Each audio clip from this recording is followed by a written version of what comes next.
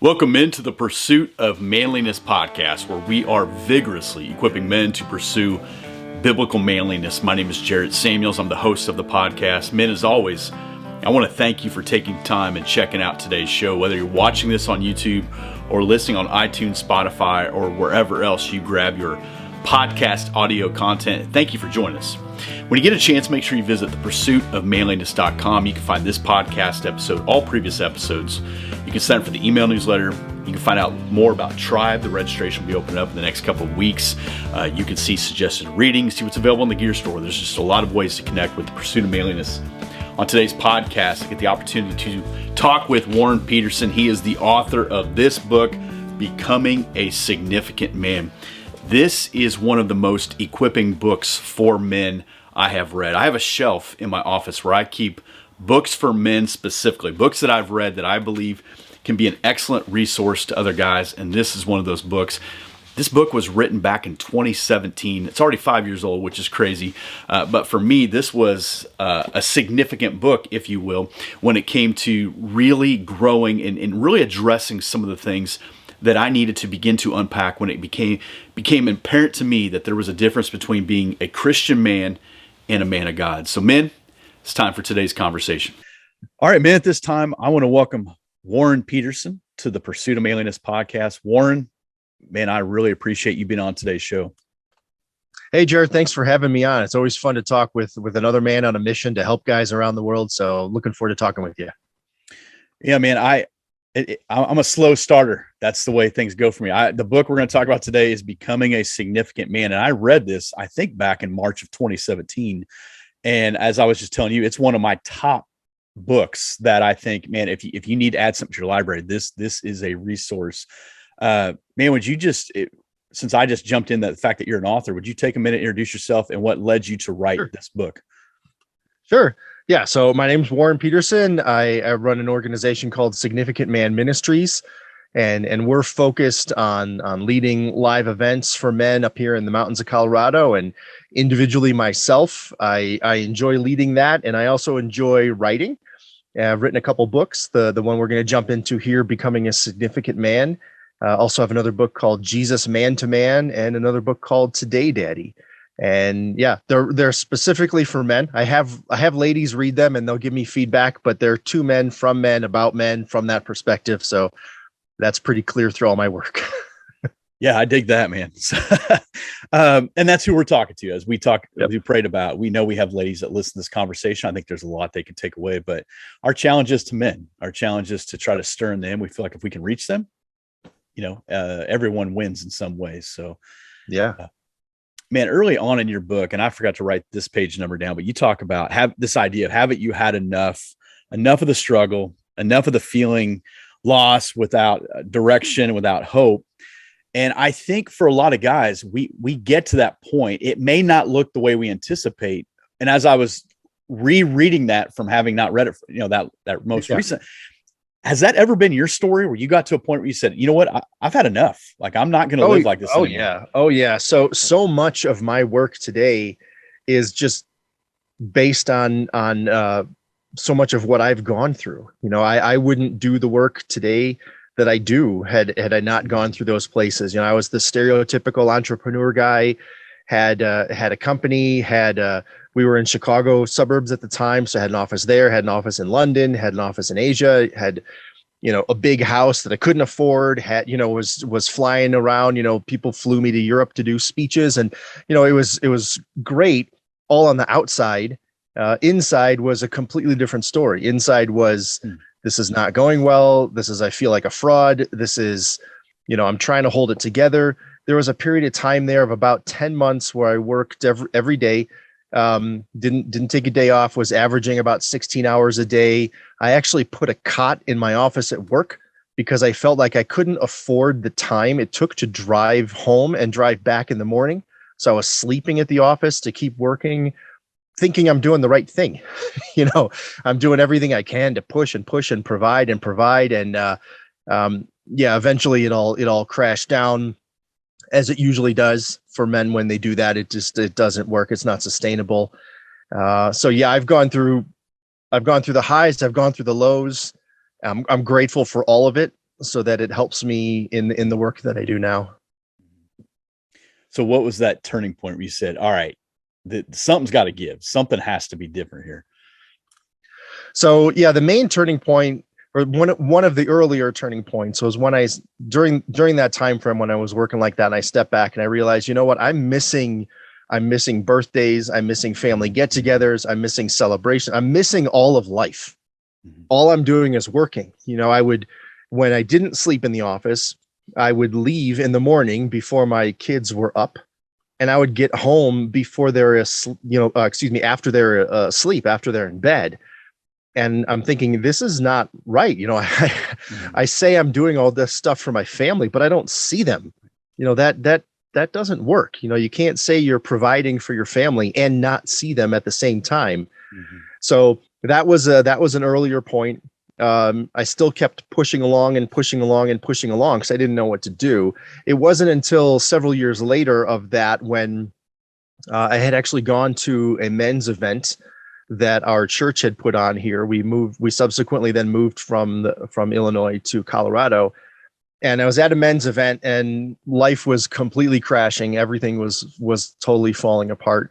The only thing good was that we moved to Colorado because we love living in Colorado, but everything else was tough. Finances were messed up, health was messed up, relationships were messed up, and I went to this event put on by the church. The event itself was okay. It wasn't great. It was kind of a typical men's event where you've got 300 or so guys getting together and a few speakers. And I don't want to speak ill about it, but it in itself didn't do all that much for me. But I remember on the way home, I like driving, so I drove by myself. On the way home, just driving through the mountains, I got this urge to just pull over, and I did. And I just sat there and cried in the car for a while. And I said, God, I just have to give you everything. I'm going to stop pretending I can do this and pretending I can be in control. Said, I have no idea what it's going to look like, but I give you my family, I give you my finances, I give you my career, I give you all of it. Sat there in the car for a little while, cried a little bit more. I know we're talking on a manly show. I probably shouldn't be talking crying, but that's what happened. And felt this great sense of peace, mm-hmm. and drove home. Still had no idea what any of that was going to look like, but that really was a turning point when I realized, you know what, God is the guy. He's the one in control. He's the one in charge. And until I was willing to let go of my ego and my stubbornness and feel like I can do it all me and give it to him and say, he's the guy. That really was the ultimate turning point, was when that happened. I was just talking to someone about that today. There's something unique happens when a man will reach a place of humility. It's like God says, all right, let's build from there. But until our pride takes a back seat, and it sounds like that was a stirring taking place. You talk about, power of choices. You chose to pull over. Our God is sovereign and providential, but life is full of razor thin choices. You talk about your future tomorrow is a result of the choices that you're making today. There is serious power in that awareness. Unpack that for someone who maybe is in that season where you realize you have choices. Yeah. There's power available to you because of that. Yeah. Yeah. The choice thing is such an interesting one. It's one of the things that I spend time teaching during our events as well, because it's so impactful once we really realize it. God gave us the ability to make choices and make decisions. We are not robots. We have free will. We are the ones who get to choose what we're doing during our days. And so when you fully grasp that, when you fully realize that, anything from probably the easiest example is our fitness level, our health level. I am choosing today, through the things I choose to eat and through the exercise I choose, I am choosing today what my fitness level is going to be like in the future. Yeah, it might impact how I feel today if I choose to eat an entire pizza or if I choose to fast for a day. Yes, that's impacting today, but it's also choosing my future. And so if I make that conscious choice day after day after day, I have chosen the health level that I want in the future. And of course, there's always an exception here or there. But we're speaking in general, we're speaking to not the exception, right? We're speaking to the folks who do have that ability. Same thing on the financial side. I could choose to buy everything I want today. And then I could choose to max out my next card tomorrow. And I could choose to max out the next card the day after. I could choose to do that. And then what I've done is I've chosen to put myself in debt that is going to be difficult for me to climb out of and difficult for me to recover from. And I've taken away, there might be some great opportunity that I didn't even know exists today that might show up, a year from now. And now I can't even have that conversation because of the choices I made, in the past to put myself into debt. So we really are making a choice every day of what our future is going to be like. And when we really fully grasp that, when we fully take hold of that, that is really powerful. That's powerful because you can essentially choose your future then. I think something you write about on page 35 to 36, I'm not going to read it, but is this concept of the father wound. So as you're talking about choices, and I think about this idea of father wound, there's a lot of guys with us on some level. And what happens is we kind of absorb the way that we were raised, good or bad. And so that becomes part of our identity. So you talk about choices. Some of the choices some of these men are making, and I've been in the same position, is things that you've seen modeled for you, even though I don't really want to do it that way. It's the only tools you have in your toolbox. So help a guy understand this idea of father wound in light of how we see also God the Father. Yeah. Yeah. So father wound in and of itself could be our whole hour. It could it could be weeks, right? There's so many great books just written specifically on father wound. And when I talk about choices, sometimes people will bring stuff up like, well, when I was a kid, my mom did this, or when I was a kid, my mom did that. And that's true. Obviously, when we're discussing the idea of choice, it's for us as adults. When you're children, you're pretty much at the mercy of the adults that are around you. So we're discussing this from a man standpoint, not a young boy. Mm-hmm. But the father wounds can hit guys in a lot of different ways. Sometimes they're really obvious. There's the big giant blow up fight, actual punches thrown, storming out of the house, never speaking to each other again, never seeing each other again. And sometimes they're more subtle. Dad was a nice man. He was always around, but we never talked about anything. We never really had deep conversations on anything. I actually don't know who he is. I know he doesn't know who I am. Those kinds of father wounds exist as well. And when men are struggling with father wounds, it does make it difficult to relate to God the Father because our experience of father isn't good. So if our experience of father isn't good, then another father doesn't help, so to speak. It's just another father. So one of the things in terms of to tie a couple of these points together in terms of choice and father wound, and this is tough for a lot of men, but one of the 10 commandments is honor your father and mother. Mm-hmm. And where we get the most pushback on that commandment is for people who have bad parents. Mm-hmm. And people have bad parents. We're not naive here. Mm-hmm. And that's where the pushback comes back. How am I supposed to honor my dad if he was so horrible? If he beat me, if he was so abusive to me. And so the honor is on your side, not his, right? You can honor your father just in terms of the commandment of, what? I honor you for bringing me into the world. I honor you for those, those are choices you get to make. You consciously get to make that choice. Mm-hmm. It doesn't mean I'm going to suddenly go and embrace you and say, you know what, you were the best dad ever, because it might not be true. Right. There are a lot of men dealing with really serious issues from mom and dad. And so that particular commandment is a very hard one. It's a very hard one. But learning to honor, especially learning to honor someone who wasn't great to you is important. I mean, that's why it's one of the commandments, right? And you bring that into the New Testament, and it's similar to Jesus saying, love your enemies, mm-hmm. right? That is what we're called to do as Christian men. And that's a choice that we can make. So I know I kind of bounced around there, so I'm not sure if I directly answered your question or not, but those were some thoughts that came to mind. And you're right. For some people, honoring your mother and father is loving your enemies. I've talked to some people right. that have some really messy situations. And I think right. I'm thankful that God has allowed me to be a father. I'm thankful that I kind of had a wake up call before they were out of the house, but one of the things that seemed to be a constant narrative when working with men that I felt like was below the surface, even if they didn't verbalize it, was either one, they were looking for their father or their mother, depending on how they were raised, to say, I'm proud of you.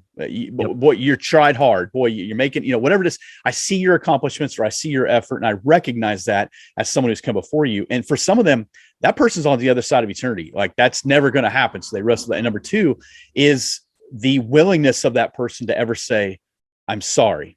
And so for me, that was a wake up call to tell my kids, hey, I'm sorry. I've been a terrible father at, different times, different, whatever that is, because as you hit on there, the way we see God the Father often is reflective of how we saw the earthly father. And well, that ain't fair, right? Well, part of it is just the recognition that we're all fallen. And every single one of us is fallen. Every single one of us is imperfect. Every single one of us has struggles and challenges. All the guys that we look at online, all the people we see who seem like they have it all, they don't. They're all messed up in just a different way, maybe, and they have a struggle in just a different way, perhaps. But every single guy out there, everyone listening to this, has a problem in some way or another, and that's true for all of us. And God is there for all of us. And so one of the things is just recognizing that everyone is messed up, and everyone has made mistakes, and everyone continues to make mistakes. Only one guy walked on earth and did it right from beginning to end. Every single other one of us has messed up. And, I have guys come to my events who, they're out of prison, they're dealing with addictions, because that's just the reality of life, is everyone is messed up. And so give yourself some grace. You're not, there's no call on you to be perfect, because you can't. The call on you is to get better. The call on you is to try to follow what Jesus told you to do, to try to follow it more accurately, to try to follow a little bit better, and just learn. If you can learn one way to improve a little bit and get a little bit closer to the lessons that Jesus taught every year, that's great. Yeah. Right. That's really, really great. So, I guess that's where I would go with that, is just give yourself some grace, give yourself some understanding, realize that, God knows you're going to make mistakes, and he sent his son for you anyway. The key here, and you're hitting on it right there, is Jesus. First and foremost, we got to get to Jesus. We need to know that he takes away our sins. He has shown us tremendous grace and mercy. He's interceding on our behalf right now for the sins we committed and the sins we're committing, and understanding that, because I think sometimes guys think, okay, I'm going to act my way into better behavior. I'm going to act my way into being a better husband, a father. But first of all, we got to surrender to Christ. Because I think, you wrote about this about leadership, page 164, the idea of feeling like you're a fraud, that we wrestle with that imposter syndrome, or feeling like that we're kind of a hologram of who we are. What does real transformation look like if a guy says, I want to become a significant man? Maybe I've never seen one, but I know I need to become one. So part of it is related to what we were just talking about, is recognizing, it's not all me. It's not all about me. Being able to let go of that pride, being able to let go of that ego, that really is a starting point. Also is changing some of the questions that you're asking yourself. We see guys that will win a world championship in their sport, and they followed up with is this all there is? Like, I just hit the top of the top of the top. How come I don't feel fulfilled? How come I don't feel like I've made it? Suddenly I need to find something new. I need to find something else. So when your question gets to that, is this all there is? I have always found that to be a bit of a dividing line, right? You could hit that question, is this all there is? And realize, wait, maybe the way that I've been going of just trying to achieve more, do more, achieve more, produce more, be number one in the company or whatever, maybe that's not the path. Mm-hmm. And I need to find another way. Mm-hmm. That dividing line is a good moment. It might not feel it right then, but it's a good moment, because you start to realize at that point, I need to search elsewhere. And me and my work, of course, I'm trying to say, you know what? Yeah, you know where the elsewhere is? It's in this book called the Bible. Right. It's not in becoming the number one seller in your company. It's not in becoming the number one whatever. It's actually a different path, and getting guys down that path is what my calling is. And men are hard, aren't they? I'm telling you, that's a hard group to reach. Yep. Yeah, we definitely can be. But you know what is interesting with men though, is we have since we're so good at compartmentalizing, and we're also really good at the all in thing. Yeah. Sometimes when you get men down that path, it truly sparks something, and they really go all in, and the transformation takes place. And that's what I love about you. What you do is you're trying to get men with other men. When you get around other high caliber men, you can't help but grow. And if you begin to trust them and cultivate those relationships, you're going to be honest, and you're going to be willing to talk about, hey, I don't have this whole thing figured out. And in large part because they've already told you they don't have it all figured out. If someone wants to give the impression they have it all figured out, you probably should run from them. That's a dangerous person to be around. So, one of the things you talk about about marriage, I love the book because I think it feels like it runs the gamut of the Christian life. Yeah. I know not everybody's married, but if you are married, you know that when your marriage is off, it's all off. Like everything else is off just a little bit. If you're not right. And you wrote, you have to step up and do the work if you want to have the amazing relationship with her, talking about your bride. If you want her to look at you that way again, then you need to start seeing her that way again. There's probably a lot of guys who made a lot of promises before they put a ring on her finger, and they need to rekindle that to be that man. What do you tell those guys? Man, that's a big question. It depends on where they are, I guess. I'll have guys that I work with who have only been married, just a couple years. And so at that point, if you're starting to drift, it's a lot easier actually to get back on track, because your two boats haven't gone in opposite directions so far yet. If the couple's been married for a long time and they're starting to drift, it can be more of a challenge. But what is consistent with whether somebody has been married for 2 years or they've been married for 20 years is the starting point is with himself. So, when I talk with the guy and we're discussing things, if all he says is she does this, she says that, she's like this, I have to keep cutting him off. I'm like, nope. It might be true. Like what he's saying might all be true, but it's irrelevant to the conversation that I'm having at the moment, because I'm talking to this guy right now about him. So what is he doing? How is he changing? What is his behavior? What is his actions? What are his words? What are his habits, right? All of those things in him is where that begins, because we cannot change somebody else. We can only change ourselves. So that's always the starting point, whether it's a person who's just been married a year or two, person who's been married for decades, if they're just having little bumps in the road, or if they're having big bumps in the road, it always has to start just with him. That's where the change starts. And you make a great point. 2 years or 22 years, you didn't get there overnight. You're not going to get out of there overnight. If we're trying to fix our marriage, we got a problem. We need to fix, work on our heart. We know we can't even fix ourselves. So we can't inadvertently, fix another person at the same time. And so, I think and that I want to interrupt you and jump on that. So that is something that guys struggle with. So if they've been married a long time and they realize, you know what, I screwed up so badly, I am dedicating right now to changing everything. Mm-hmm. And I mentioned earlier how guys do this compartmentalizing thing and we go all in. So you might have a guy who's been married for 15, 20 years and screwed up for 15 or 20 years. And he finally has seen the light, so to speak. He's finally got somebody hit him on the side of the head. Maybe she did hit him on the side of the head. He finally got the message. And so he goes to change everything on Monday morning, and he's trying to figure out why on Tuesday she's still not on board. She's still not on board because there's 15 or 20 years there that need to be repaired. So in his mind, he's like, I'm all in. I'm doing everything. I've changed everything. I've done this. How come she's not there yet? I'm like, dude, you spent 15 or 20 years digging that hole.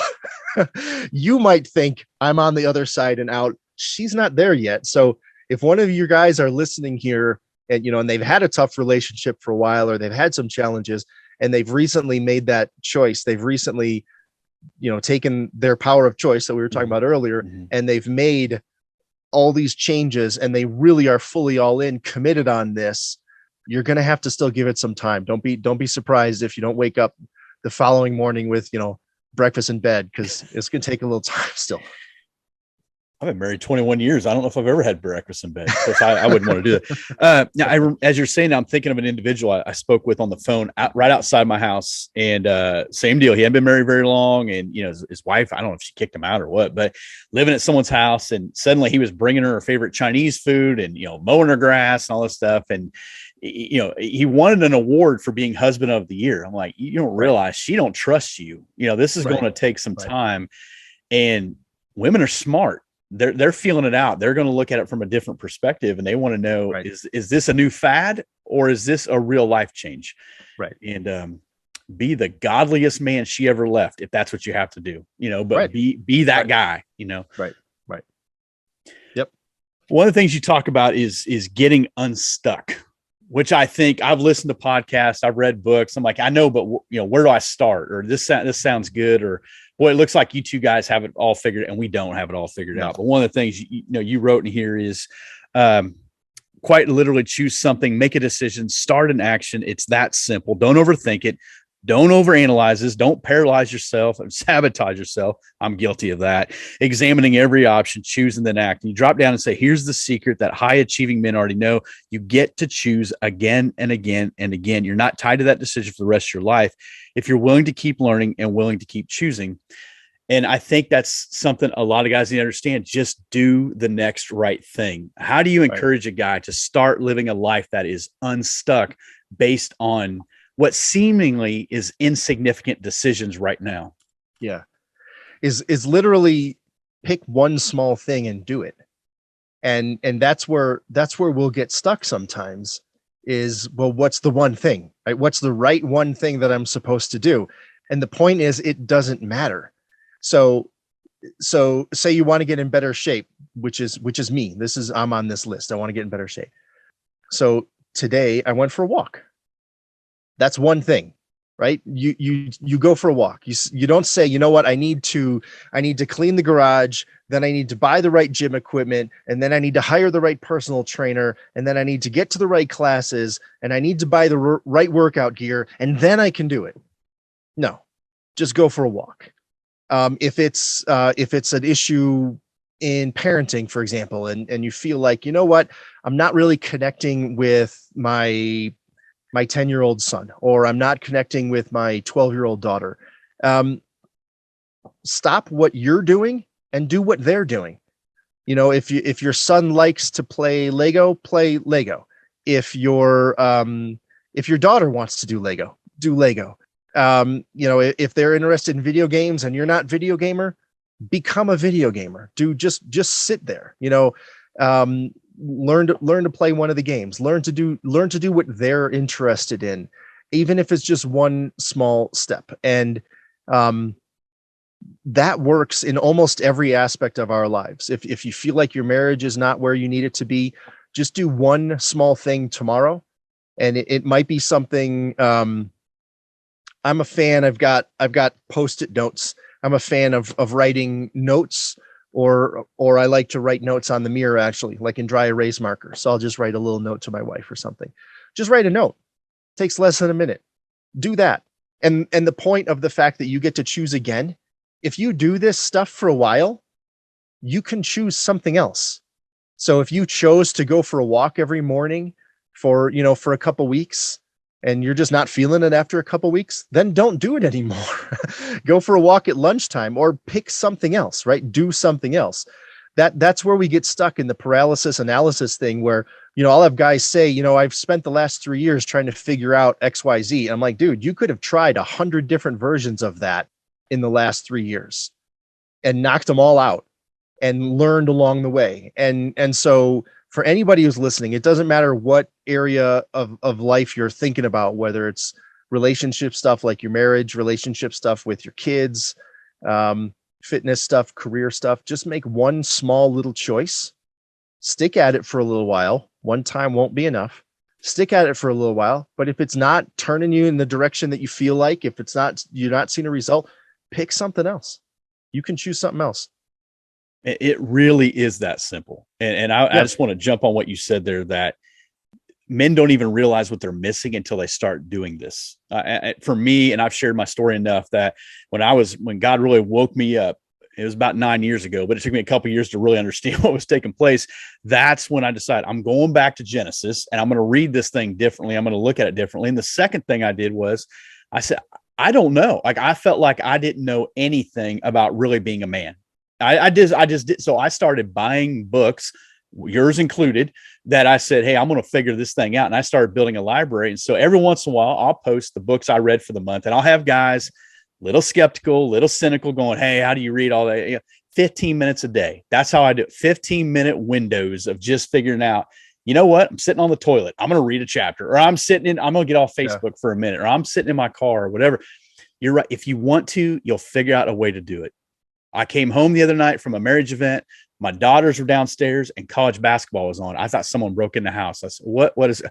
I realized my oldest daughter's dating a young man who likes basketball. So she said, I'm going to start watching basketball and figure this thing out. Yeah. That's what we do. What do you want to do, and go after it? Yeah. Yeah. And that's a great example, because think back to when, for guys who are married, think back to when you're dating.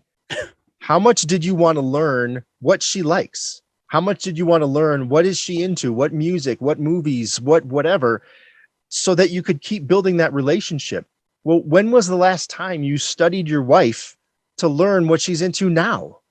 And, if you feel like we've been married long enough, we're into all of the exact same things all the time. No, you're not. No, you're not. There's still more to learn about each other. My wife and I will be married 30 years this summer. There's still more to learn. There's still more to understand. Because we're all growing. Right. I'm not the same guy I was when we got married. She's not the same woman that she was when we got married. So there's always more to keep learning. If you're willing to do it when you're dating, you should be willing to do it when you're married. So keep learning about your wives. We've been married 21 years this April, and I feel like we've had 21 different years of marriage, because every year different life happens. You're growing, as you say, she's growing, everything's different, and so if we have 21 years of the same marriage, that is lifeless. And I think some people have that, and they wake up one day and go, I don't know why she left.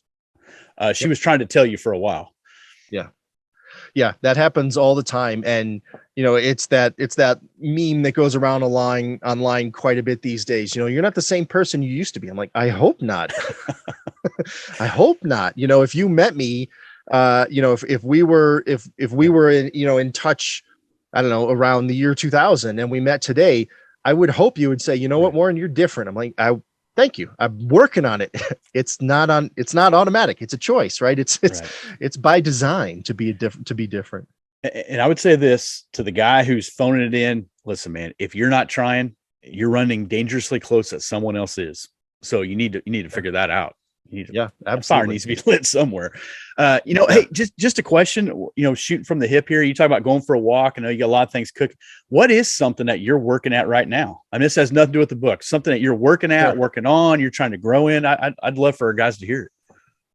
Well, yeah. One, I mentioned it a couple of times because it's my own world right now, is fitness stuff. Yep. I need to get in better shape. I do host these men's events here in the mountains. And quite often, even though I'm used to the altitude, I'm the one that's huffing the most. I'm the one that's having the most difficulty keeping up with a lot of the events that we have going on. So that on the physical side, that's me there as well. On the ministry side, we're working on growing the ministry. We have a great board of directors and have a lot of projects and a lot of things that we're working on. Right now, we just host 2 events, but we're trying to figure out other ones because people are asking us for a lot more. And so we're trying to find a way to serve those needs and meet those needs. I like writing. So I am working on another book, another short story book. I enjoy doing that. So I've got a couple fiction books out there, and then this will be, a couple nonfictions, and then this will be my second fiction book. You talk about people asking you for more, because once guys get a taste of this, once they get a taste of that camaraderie, they realize I didn't even know what I was missing this whole time. And once you get it, you're like, oh, I'm never letting go of that. Yeah. Yeah. One of the things for us as men, especially once guys get past college, once they get past being married, especially after, if they have a couple kids, is men isolate way more than they should. we'll have our, what I call like the casual buddies, the go see a game buddies, people we can hang out with and, watch a football game or baseball game or whatever happens to be your thing. Watch a movie. But then when it turns into who are the guys in your corner who you can have deep, life-changing, life-altering conversations with, you're like, I don't know. And so men really need that, and we crave it. But in our culture, we still have I am the stoic man standing alone. I'm carved out of granite. Nothing bothers me. Nothing hurts me. I don't need anybody for anything. And that causes men problems. That causes us difficulty because we do need each other. The example I like to tell guys on that, I'm like, Jesus could have done anything he wanted. Even he chose to have 12 guys around him, right? Even he chose to have friends in his life. So let's follow that example. We need those guys. And so when you bring men together and you have a shared experience and doing fun things, doing hiking and stuff like that together and being able to engage in real conversations, not just the weather and not just pop culture and those sorts of things, but real conversations. It's so life-giving. And then men want to keep that going. So there's a lot of, there's a lot of organizations, a lot of groups. If guys don't have that in their church, they can find stuff online. It's really one of the best things a man can do is to get involved in groups and activities and events with other men who are walking the walk, because we're not supposed to be doing this alone. Yeah, you're probably gonna have to put some skin in the game, but it's going to be absolutely worth it. What you get is worth it. There's not another investment that you could make that's more worth it. I agree. There's nothing. Guys will go blow $100,000 on a truck, and it's sitting there in the driveway depreciating, and and they'll blow $10 a day on Starbucks or whatever. when the most valuable thing you could do is surround yourself with other men on the same mission as you. Absolutely. We're talking about small things. We're talking about big things. When the guy says, where do I start? You gave him some basic things. You're talking about choices you make and picking something and just going with it. And we're also talking about like leaving a legacy, if you will. I want a marriage that reflects an Ephesians 5 marriage. I want children who see a dad that's trying, at least. I want to have godly kids, godly son and daughter-in-laws, et cetera. But one of the things a man has to do is have to have a vision for that. What I'm doing today is for 30, 40 years from now. And so one of the things you say it towards the end of your book says, until you grow your vision into more, you'll continue to get exactly what you are currently getting. We talk about that with marriage. Do not be surprised when nothing changes if your vision for your life doesn't change. What this means is you must do the work and create a clear vision for your life. How does a man begin to create a clear vision for his life? So if you've got no starting point at all, if you have no idea how to do this, which is pretty common for a lot of men, it's pretty much I get up, I go to work, I come home, I watch Netflix or TV or whatever, and then I just do it again tomorrow, and I'll do that until I retire. That kind of guy will have a tough time with this idea of vision because it's not in their vocabulary. It's not the way that they're viewing the world. When you start to view the world as, what is my vision for my future? What is my mission as a man? That's where it really starts to change. So my starting point would be just to take a moment, take out a piece of paper. Don't do it on a computer, literally a piece of paper and a pen. We'll go really old fashioned, a piece of paper and a pen, and write down, who do you want to be? Not known for, not sort of the memorial thing, but in the next, the next year, in the next 5 years, as you're living here on earth, who do you want to be as a husband? Who do you want to be as a father? Who do you want to be? And that question of who is really tough. I'll ask guys during events, I'm like, so tell me, who are you? And, normally you just get the career thing, the vocation. I'm a plumber or an accountant or whatever. So, but that's surface level. That doesn't work. So go deeper. So really, as you're working on vision, as you're working on this, what do I want my life to be? That's the starting point. Say, you know what I want to be? I want to be a husband who has great conversations with his wife, or I want to be a husband who, I know that she can come to me and talk to me about anything, and she knows she's not going to get judgment. She's not going to get mockery. She's not going to get sarcasm. She's going to get a husband who actually cares and is listening and so on. Like, write down whatever that is for you. Mm-hmm. And same thing as a parent. What do you want to be as a parent? Who do you want to be as a parent? And that's a starting point for vision. That's a starting point for mission.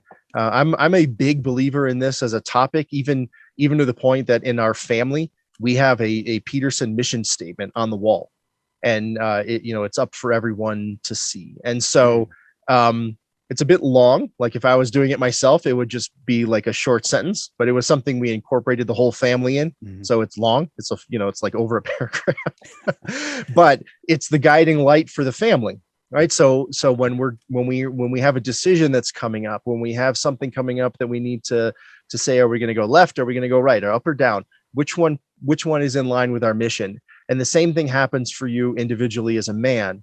When you have these big decisions, then your vision, your mission in life, that helps you with all of those decisions. Is this going to get me closer to my vision, or is this going to take me away from my vision? So an easy starting point is just, who do you want to be? Mm-hmm. Man, I'll tell you, every day that I open my journal up and start making notes for what I'm reading, over to the right of that page, I write out just a little notes there. I have a 3-year vision goal. This is where I'm going. And so what I do under there is I'll put down a few things each day that are helping me move closer to that goal. And the idea is, if you can't be accountable to yourself, you're never going to be accountable to anybody else. So that's my personal charge every day. And so you have a paragraph. My family, they're not in on this, but I love the idea of bringing them all in and say, hey, this is the direction we're moving.